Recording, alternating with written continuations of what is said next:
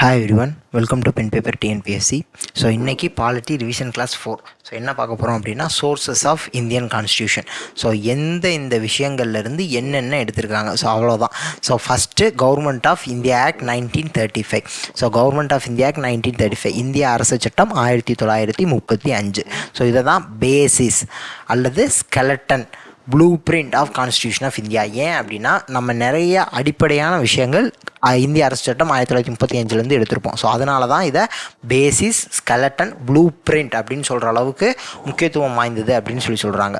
So என்னென்ன விஷயங்கள்லாம் எடுத்தாங்க: federal scheme, office of governor, judiciary, so நீதித்துறை, public service commission. So public service commission அப்படிங்கிறப்ப TNPSC Tamil Nadu public service commission. So அது மாதிரி ஒவ்வொரு ஸ்டேட்லேயும் இருக்குது.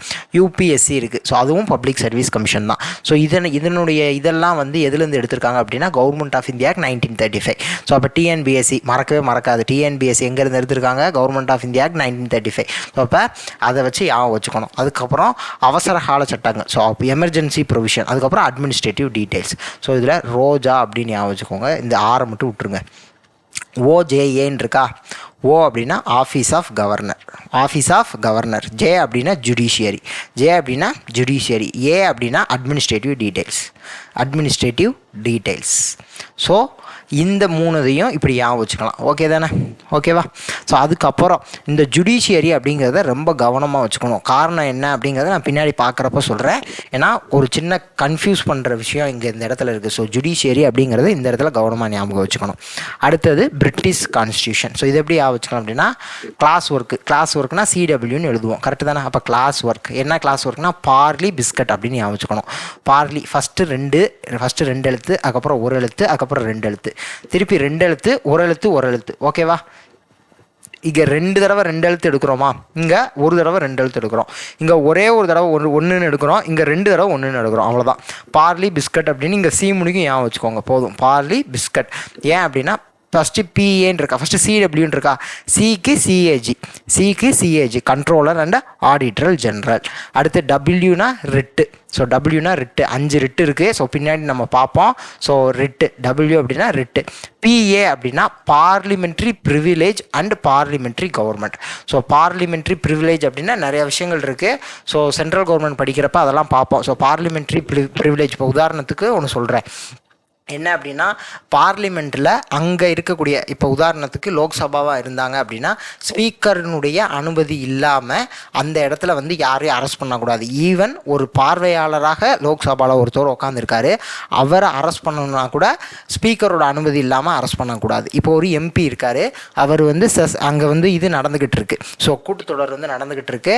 ஸோ அப்போ அந்த டயத்தில் அவர் லோக்சபாவில் அங்கே பங்கேற்றுக்கிறாரு. ஆனால் ஒரு கேஸுக்கு அவர் எவிடன்ஸு சாட்சி சொல்ல வேண்டியது இருக்குது. அப்போ அவர் அவர் சொல்லலாம், இப்படி இங்கே இது நடந்துக்கிட்டு இருக்கு. ஸோ இப்போ பட்ஜெட் செஷன் நடந்துக்கிட்டு இருக்கு, இல்லை மான்சூன் செஷன் நடக்குது, வின்டர் செஷன் நடக்குது, இந்த மாதிரி இங்கே கூட்டத்தொடர் நடந்துக்கிட்டு இருக்கு, அதனால் நான் சாட்சி சொல்ல முடியாது அப்படின்னு சொல்லலாம்.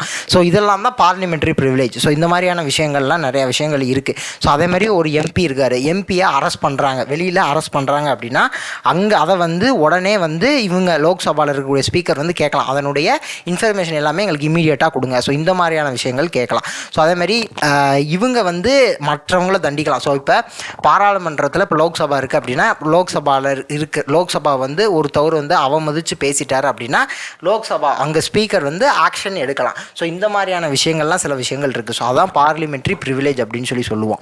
ஓகேவா? அதே மாதிரி பார்லிமெண்ட்ரி கவர்மெண்ட், இதுவுமே பிரிட்டிஷ் கான்ஸ்டியூஷன் தான் எடுக்கப்பட்டது. ஸோ பார்லிமெண்ட்ரி கவர்மெண்ட் ஏற்கனவே சொல்லியிருக்கோம். பேசிக்கான விஷயம், பார்லிமெண்ட்ரி கவர்மெண்ட்னு ஒன்று இருக்குது, பிரசிடென்ஷியல் கவர்மெண்ட்னு இருக்குது.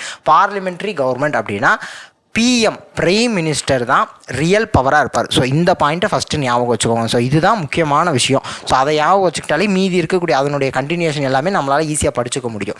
ஸோ அடுத்து ஆர் அப்படின்னா ரூல் ஆஃப் லா, ஆர் அப்படின்னா ரூல் ஆஃப் லா. அடுத்து எல்ஏ, அங்கே எதுக்கு எல்ஏ அப்படின்னா லெஜிஸ்லேட்டிவ் ப்ரொசீஜர். ஸோ சட்டம் இயற்றும் முறைகள்லாம் இருக்குல்ல, ஸோ அதனுடைய அந்த ப்ரொசீஜர் எல்லாமே பிரிட்டிஷ் கான்ஸ்டியூஷன்லேருந்து தான் எடுக்கப்பட்டது. அதுக்கப்புறம் பிஐ பை கேமரலிசம். ரொம்ப சிம்பிளாக சொல்கிறேன், ராஜ்யசபாவும் இருக்குது, லோக்சபாவும் இருக்கா, அவ்வளோதான். இதை மட்டும் யா வச்சுக்கோங்க, இப்போதைக்கும் போதுமானது.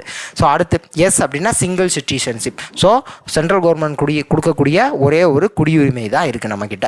ஸோ ஸ்டேட்டுக்கு ஒன்று சென்ட்ரலுக்கு ஒன்றுலாம் இல்லைல்ல. ஸோ அப்போ சிங்கிள் சிட்டிசன்ஷிப். அடுத்து கேபினட் சிஸ்டம். ஸோ இப்போ இருக்கக்கூடிய கேபினட் முறை பிரிட்டிஷ் கான்ஸ்டியூஷன்லேருந்து தான் எடுக்கப்பட்டது. ஸோ இதை யா வச்சுக்கிட்டோம் அப்படின்னா இதை ஃபுல்லாக நம்மளால் யா வச்சுக்க முடியும். Simple CW Parle biscuit C முடிச்சுக்கணும். ஸோ ஃபஸ்ட்டு 2, அதுக்கப்புறம் 1, அதுக்கப்புறம் 2, திருப்பி 2, கடைசி 1 மட்டும் எடுத்துகிட்டு நம்ம ஈஸியாக இருந்ததை ஞாபகம் வச்சுக்கலாம். ஸோ அடுத்தது USA அமெரிக்கன் கான்ஸ்டியூஷன்லேருந்து என்னென்னலாம் எடுத்தோம். ஸோ ஃபஸ்ட்டு முகவுரை படிக்கிறப்ப திருப்பி நம்ம அந்த இடத்துல படிப்போம். இது வந்து அமெரிக்கன் கான்ஸ்டியூஷன்லேருந்து தான் எடுத்திருக்கோம் அப்படின்னு, அதாவது அதனுடைய மாடல். ஓகே தானே. ஸோ அப்போ ப்ரீஆம்பிள் அப்படிங்கிறது அமெரிக்கன் கான்ஸ்டியூஷன். ஓகேவா.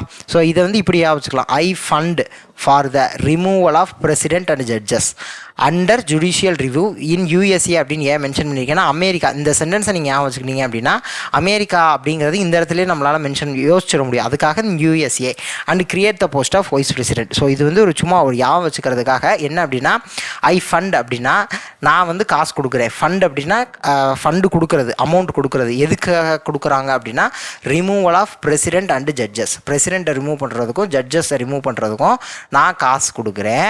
அண்டர் ஜுடிஷியல் ரிவ்யூனா என்னன்னு தெரியும் நமக்கு. ஸோ ஜுடிஷியல் ரிவ்யூனா இப்போ பாராளுமன்றம் ஒரு சட்டம் இயற்றுது, அதை வந்து ஜுடிஷியல் ரிவ்யூ மூலியமாக ஒரு நீதிமன்றம், உச்ச நீதிமன்றம், உயர் நீதிமன்றம். ஸோ இது வந்து சுப்ரீம் கோர்ட். பாராளுமன்றம் ஒரு சட்டம் ஏற்றுது அப்படின்னா சுப்ரீம் கோர்ட் வரும் உள்ள.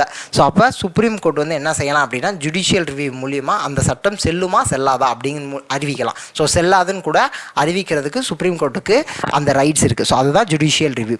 So under judicial review in USA.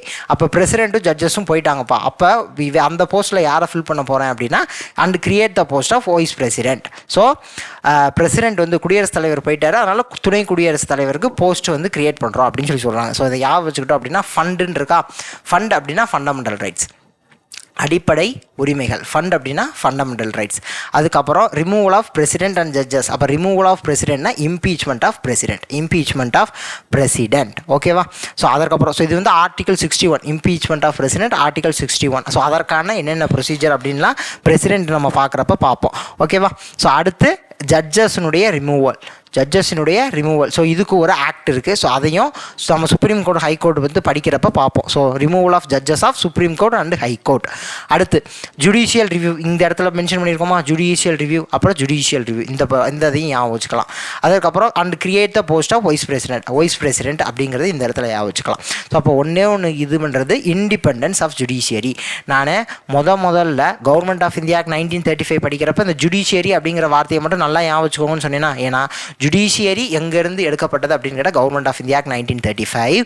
இதே இது இண்டிபெண்டன்ஸ் ஆஃப் ஜுடிஷியரி, அந்த நீதித்துறையின் சுதந்திரம் அப்படிங்கிறது எங்கேருந்து எடுக்கப்பட்டது அப்படின்னா அமெரிக்கன் கான்ஸ்டியூஷன்லேருந்து எடுக்கப்பட்டது. ஸோ அதுதான் ரெண்டுக்கும் டிஃப்ரென்ஸ் இருக்குது. Judiciary government of India 1935, independence of judiciary அப்படின்னா அமெரிக்கன் கான்ஸ்டியூஷன். ஓகே தானே. அடுத்து ஐரிஷ் கான்ஸ்டியூஷன்லேருந்து என்ன எடுத்திருக்கோம் அப்படின்னா ரெட்டுன்னு ஞாபகம் வச்சுக்கோங்க. RED red. ஆர் அப்படின்னா Rajya Sabha, nominated members of Rajya Sabha. So ராஜ்யசபாவில் சிலர் வந்து எலெக்ஷன் இல்லாமல் பிரசிடென்ட் பார்த்து நாமினேட் பண்ணுவார். ஸோ அது வந்து எங்கேருந்து எடுத்தோம் அப்படின்னா ஐரிஷ் கான்ஸ்டியூஷன்லேருந்து தான் எடுத்தோம். அடுத்து எலெக்ஷன் அப்படின்னு என்னென்னா method of election of president. So பிரசிடென்ட்டினுடைய எலெக்ஷன் வந்து எப்படி நடக்கணும் அப்படிங்கிற அந்த மெத்தட் இருக்குல்ல, அந்த மெத்தட் வந்து ஐரிஷ் கான்ஸ்டியூஷனில் தான் எடுத்தோம். அடுத்து D அப்படின்னா DPSP. So directive principles of state policy, அரசுக்கு வழிகாட்டும் நெறிமுறைகள். ஸோ இதுவும் ஐரிஷ் கான்ஸ்டியூஷன்லேருந்து எடுக்கப்பட்டது. ஸோ ரெட் RED ஞாபகம் வச்சுக்கோங்க. ஸோ இது மூணையும் ஞாபகம் வச்சுக்கலாம். ஸோ இங்கேயும் ராஜ்யசபா அப்படிங்கிறத நாமினேட்டட் மெம்பர்ஸ் நல்லா ஞாபகம் வச்சுக்கோங்க. ஏன்னா பின்னாடியும் நமக்கு ராஜ்யசபான்னு படிக்க போகிறோம். சவுத் ஆஃப்ரிக்கன் கான்ஸ்டியூஷனில் ராஜ்யசபான்னு இருக்குது. ஸோ அதனால் இந்த இடத்துல ராஜ்யசபா அப்படிங்கிறத நல்லா வச்சுக்கணும். Nominated members of Rajya Sabha. அடுத்து கனடா கான்ஸ்டியூஷன்லேருந்து என்னென்னலாம் எடுக்கிறோம். So federation with strong centre, அதாவது சென்ட்ரல் கவர்மெண்ட்டும் இருக்குது, ஸ்டேட் கவர்மெண்ட்டும் இருக்குது. ஸோ ஆனால் சென்டர் வந்து ரொம்ப ஸ்ட்ராங், அதிகாரம் எதுக்கு இருக்குது அப்படின்னா சென்ட்ரல் கவர்மெண்ட்டுக்கு இருக்குது. ஸோ அதை தான் சொல்ல வராங்க. அது எங்கேருந்து எடுக்கப்பட்டது அப்படின்னா கனடா கான்ஸ்டியூஷன். ஸோ அதற்கப்புறம் residuary power rest with centre, அதாவது residuary power vested with centre அப்படின்னு சொல்லுவாங்க. அதாவது நான் ஏற்கனவே நம்ம அந்த இதில் படிக்கிறப்பே பார்த்தோம்ல. ஸோ நம்ம ஷெட்யூல் படிக்கிறப்பே நான் ஒன்று சொல்லியிருப்பேன். சென்ட்ரல் லிஸ்ட், ஸ்டேட் லிஸ்ட், அதுக்கப்புறம் கன்கரண்ட் லிஸ்ட் அப்படின்னு இருக்குது. ஸோ இது மூணுலையுமே இல்லாதது ரெசியூடரி பவர். இது மூணுக்குள்ளேயுமே வராது. அப்போ அந்த ரெசியூடரி பவர் யார்கிட்ட இருக்கும் அப்படின்னா அந்த ரெசியூடரி பவர் எல்லாமே மத்திய அரசிட்ட தான் இருக்கும், சென்டர்கிட்ட தான் இருக்கும், சென்ட்ரல் கவர்மெண்ட்டில் தான் இருக்கும். ஸோ அது வந்து எங்கேருந்து எடுத்தது அப்படின்னா இந்த கனடா கான்ஸ்டியூஷன்லேருந்து தான் எடுத்தது. அதற்கப்புறம் appointment of state government by centre. So appointment of state government அப்படி ஸ்டேட் கவர்னர் அப்படின்னா ஆளுநரை வந்து ஒரு மாநிலத்துக்கு யாரை வந்து அப்பாயின்ட் பண்ணுறாங்க அப்படின்னா சென்ட்ரல் கவர்மெண்ட் சார்பாக தானே அப்பாயின்ட் பண்ணுறாங்க. ஸோ ஆக்சுவலாக ஆளுநரை வந்து பிரசிடென்ட் அப்பாயின்ட் பண்ணுவார். அவர் பிரசிடென்ட் யார்கிட்ட வந்து இது கேட்டு அப்பாயின்ட் பண்ணுவார், யார்கிட்ட அட்வைஸ் கேட்டு அப்பாயின்ட் பண்ணுவார் அப்படின்னா பிரைம் மினிஸ்டர், கேபினட் மினிஸ்டர், அந்த கவுன்சில் ஆஃப் மினிஸ்டர்ஸ் எல்லாம் கேட்டு தான் அப்பாயின்ட் பண்ணுவார். ஸோ அப்படிங்கிறப்ப அந்த அப்பாயின்ட் பண்ணுற அதிகாரம் எங்கே போகுது அப்படின்னா சென்ட்ரல் கவர்மெண்ட் கிட்ட போகுது. ஸோ இன்டைரக்டாக ஸோ பிரசிடென்ட் அப்பாயின்ட் பண்ணுறாரு. ஸோ அப்போ சென்ட்ரல் கவர்மெண்ட் கிட்ட போகுது. ஸோ அதான் appointment of state governor by centre அப்படிங்கிறது. ஸோ அதுவுமே கனடா கான்ஸ்டியூஷன்லேருந்து எடுக்கும். ஸோ இங்கே ஒன்று கவனிக்கணும். ஸோ ஆஃபீஸ் ஆஃப் கவர்னர்னு ஒன்று படித்தோமா, ஆஃபீஸ் ஆஃப் கவர்னர் அது எது அப்படின்னா அது எங்கேருந்து இருக்கும் அப்படின்னா கவர்மெண்ட் ஆஃப், அது எங்கேருந்து எடுத்திருக்கோம், கவர்மெண்ட் ஆஃப் இந்தியா ஆக்ட் 1935. ஏற்கனவே முன்னாடி சொல்லியிருக்கேன், கவர்மெண்ட் ஆஃப் இந்தியா ஆக்ட் 1935 தான் ஆஃபீஸ் ஆஃப் கவர்னர் எடுத்திருக்கோம். அப்போ இது ரெண்டையும் நல்லா வச்சுக்கணும். ஸோ ஆஃபீஸ் ஆஃப் கவர்னர் எங்கேருந்து எடுக்கப்பட்டது அப்படின்னா கவர்மெண்ட் ஆஃப் இந்தியா ஆக்ட் 1935. ஆனால் appointment of state governor by centre அப்படின்னு கேட்டுட்டாங்க அப்படின்னா கனடா கான்ஸ்டியூஷன்லேருந்து. ஸோ ரெண்டுக்கு வித்தியாசம் இருக்குது, நல்லா ஞாபகம் வச்சுக்கணும். ஸோ அதற்கப்புறம் advisory jurisdiction of supreme court article 143. So அதாவது பிரசிடென்ட் வந்து அவருக்கு ஏதாவது ஒரு கேஸ், ஏதோ ஒரு விஷயத்தை பற்றி அவருக்கு ஏதாவது ஒரு சந்தேகம் இருக்குது, ஏதோ ஒரு கிளாரிஃபிகேஷன் வேணும் அப்படின்னு நினச்சாரு அப்படின்னா அவர் வந்து சுப்ரீம் கோர்ட்டுக்கு அதை ரெஃபர் பண்ணலாம். ஸோ சுப்ரீம் கோர்ட் ஒரு கொலிஜியம் போட்டு ஒரு 5 பேர் கொண்ட ஒரு ஜட்ஜஸ் குழு போட்டு அதை வந்து டீட்டெயில்டாக அதை ஃபுல்லாகவே விசாரித்து ஒரு ரிப்போர்ட் ரெடி பண்ணி பிரசிடெண்ட்டுக்கு கொடுக்கும். ஸோ அதுக்கு பேர் தான் advisory jurisdiction of supreme court. So president ஒரு விஷயத்தை சுப்ரீம் கோர்ட்டுக்கு ரெஃபர் பண்ணலாம், அதற்கு சுப்ரீம் கோர்ட் ஒரு ரிப்போர்ட் ரெடி பண்ணி சப்மிட் பண்ணும் பிரசிடெண்ட் கிட்ட. ஸோ இந்த விஷயம் இதுவுமே கனடா கான்ஸ்டியூஷனில் தான் எடுக்கப்பட்டது, ஆர்டிகல் 143. ஸோ பிரசிடென்ட்டினுடைய பவர்ஸ் எல்லாம் பார்க்குறப்ப நம்ம advisory jurisdiction of supreme court இந்த இதை பார்ப்போம். அதே நேரத்தில் நம்ம சுப்ரீம் கோர்ட் படிக்கிறப்பயுமே இந்த விஷயத்தை நம்ம படிச்சுக்கலாம். ஸோ இப்போதைக்கு இது என்ன அப்படிங்கிறத மட்டும் தெரிஞ்சுக்கிட்டா போதும். ஸோ பிரசிடெண்ட் ஏதோ ஒரு விஷயத்தை அவருக்கு வந்து இதை வந்து கிளாரிஃபை பண்ணணும் அப்படின்னு நினச்சாருன்னா அதை சுப்ரீம் கோர்ட்டுக்கிட்ட ரெஃபர் பண்ணுவார். சுப்ரீம் கோர்ட் என்ன செய்யும் அப்படின்னா அதை டீட்டெயில்டாக விசாரித்து ஒரு ரிப்போர்ட் சப்மிட் பண்ணும் பிரசிடென்ட் கிட்ட. அவ்வளோதான், சிம்பிள். ஸோ இப்போ கனடா கான்ஸ்டியூஷன் எப்படி வச்சுக்கலாம், ஃபெடரேஷன் வித் ஸ்ட்ராங் சென்டர், சென்டருங்கிற வார்த்தை வருதா. அடுத்து residuary power vested with centre, சென்டருங்கிற வார்த்தை வருதா. Appointment of state governor by centre, சென்டருங்கிற வார்த்தை வருதா. 3 சென்டருங்கிற வார்த்தை வருதா. ஸோ இதை வச்சு கனடா கான்ஸ்டியூஷன்லேருந்து என்னென்ன எடுத்திருக்கோம் அப்படிங்கிறத ஈஸியாக வச்சுக்கலாம். அது போக article 143 advisory jurisdiction of supreme court. அடுத்தது த ஆஸ்திரேலியன் கான்ஸ்டியூஷன். ஆஸ்திரேலியா கான்ஸ்டியூஷன்லேருந்து என்னென்னலாம் எடுத்துருக்கோம். இந்த டிஆர்ஏ நீங்கள் வருதா, அதுலேருந்து ட்ரேட் அப்படிங்கிற வார்த்தையை ஞாபகம் வச்சுக்கோங்க. Freedom of trade and commerce. So வணிகம் செய்வதற்கான அந்த சுதந்திரம் அப்படிங்கிற அந்த மாதிரியான விஷயங்கள்லாம் எங்கேருந்து எடுக்கப்பட்டது அப்படின்னா ஆஸ்திரேலியன் கான்ஸ்டியூஷன். அதுக்கப்புறம் கன்கரண்ட் லிஸ்ட். ஸோ அங்கே ஏற்கனவே நம்ம பார்த்தது தான் சென்ட்ரல் ஸ்டேட் கன்கரண்ட் லிஸ்ட்லாம் பார்த்தோம்ல. ஸோ அதுதான் இது. So concurrent list. அடுத்த விஷயம் ஆர்டிகல் 108 ஜாயின்ட் சிட்டிங்கை பற்றி பேசும். ஸோ ஜாயின்ட் சிட்டிங் ரொம்ப சிம்பிளாக மட்டும் சொல்கிறேன்.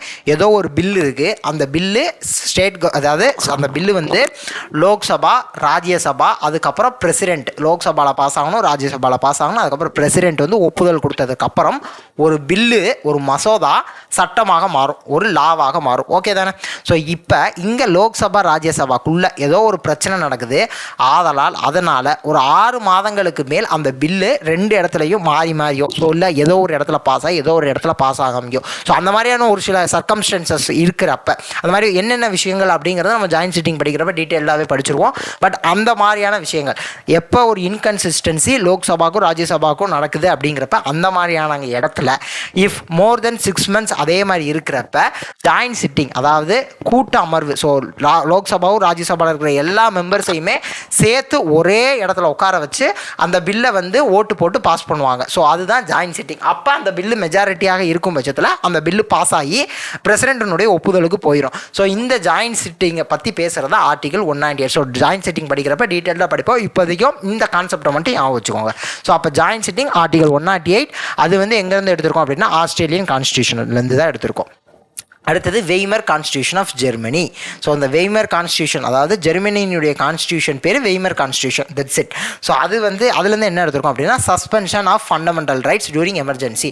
ஸோ ஒரு அவசர கால நிலை அப்படிங்கிறப்ப ஃபண்டமெண்டல் ரைட்ஸ் அடிப்படை உரிமைகளில் சில உரிமைகள் வந்து இடைநிறுத்தம் செய்யப்பட்டிருக்கும். ஸோ அதான் suspension of fundamental rights during emergency.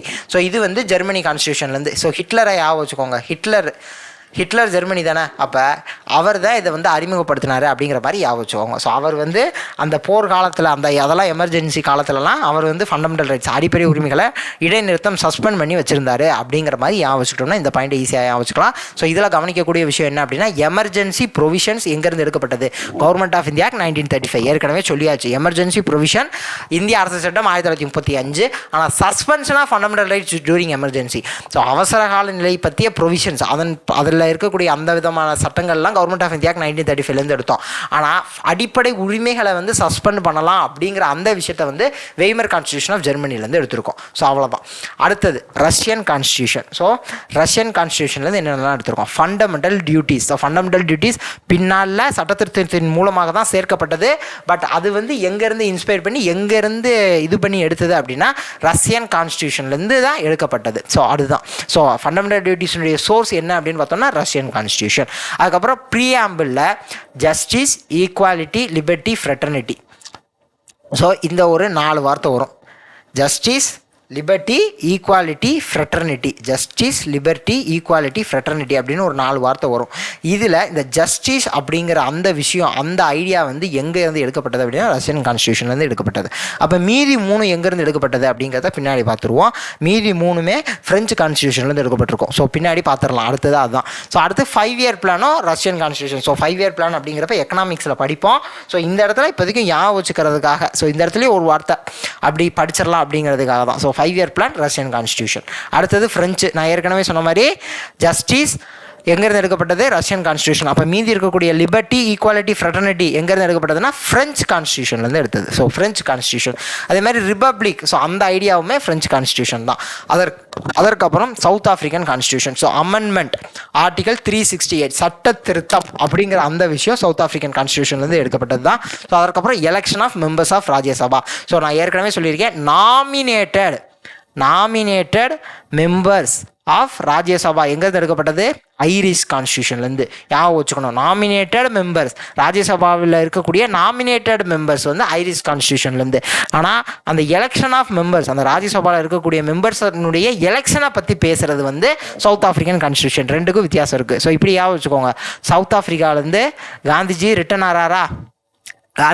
ஆறாரு திருப்பி இந்தியாவுக்கு வந்தோடனே என்ன செய்கிறாரு அப்படின்னா ராஜ்யசபாவில் வந்து மெம்பர் எலெக்ஷனில் அவர் நிற்கிறாரு.